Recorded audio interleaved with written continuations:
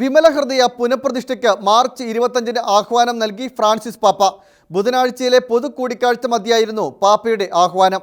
സമാധാനത്തിനു വേണ്ടി വിശ്രമമില്ലാതെ പ്രാർത്ഥിക്കണമെന്നും പാപ്പ വിശ്വാസികളെ ഉദ്ബോധിപ്പിച്ചു.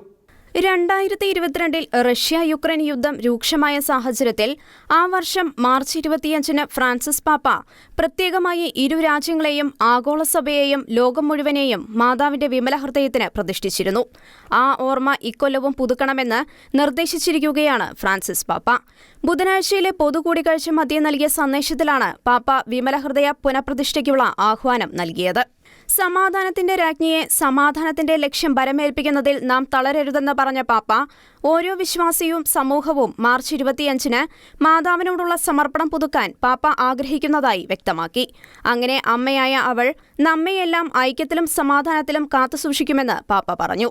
ഇന്നും യുദ്ധത്തിന്റെ ദുരിതങ്ങൾ പൂർണ്ണമായി മാറിയിട്ടില്ലെങ്കിലും സമാധാനത്തിനു വേണ്ടി സമാധാനത്തിന്റെ രാജ്ഞിയായ പരിശുദ്ധ മറിയത്തോട് വിശ്രമവും മടുപ്പും കൂടാതെ അപേക്ഷകൾ സമർപ്പിക്കുവാൻ നമുക്ക് സാധിക്കണമെന്ന് പാപ്പ നിർദ്ദേശിച്ചു. യുക്രൈൻ ജനത അനുഭവിക്കുന്ന ദുരിതങ്ങളും ബുദ്ധിമുട്ടുകളും എടുത്തു പറഞ്ഞ പാപ്പ ഒരിക്കലും അവരെ മറക്കരുതെന്നും അവർക്കുവേണ്ടി പ്രാർത്ഥിക്കണമെന്നും വിശ്വാസി സമൂഹത്തെ ഓർമ്മിപ്പിച്ചു. നിരവധി മാർപ്പാപ്പമാർ തിരുസഭയെയും ലോകത്തെയും മറിയത്തിന് സമർപ്പിച്ചിട്ടുണ്ട്. കഴിഞ്ഞ വർഷം യുദ്ധത്തിന്റെ പശ്ചാത്തലത്തിൽ ഫ്രാൻസിസ് പാപ്പ നടത്തിയ വിമലഹൃദയ സമർപ്പണം ഏറെ ശ്രദ്ധ നേടിയിരുന്നു. അന്ന് അനുതാപ ശുശ്രൂഷയുടെ അന്ത്യത്തിലാണ് സമർപ്പണം നടന്നത്.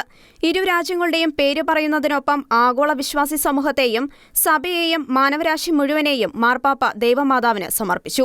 മധ്യ ഇറ്റലിയിൽ നിന്ന് കൊണ്ടുവന്ന ഫാത്തിമ മാതാവിന്റെ ശില്പത്തിന് മുന്നിൽ ഇരുന്നുകൊണ്ടാണ് പരിശുദ്ധ പിതാവ് പ്രാർത്ഥനകൾ നയിച്ചത്. International desk, Shekinah news.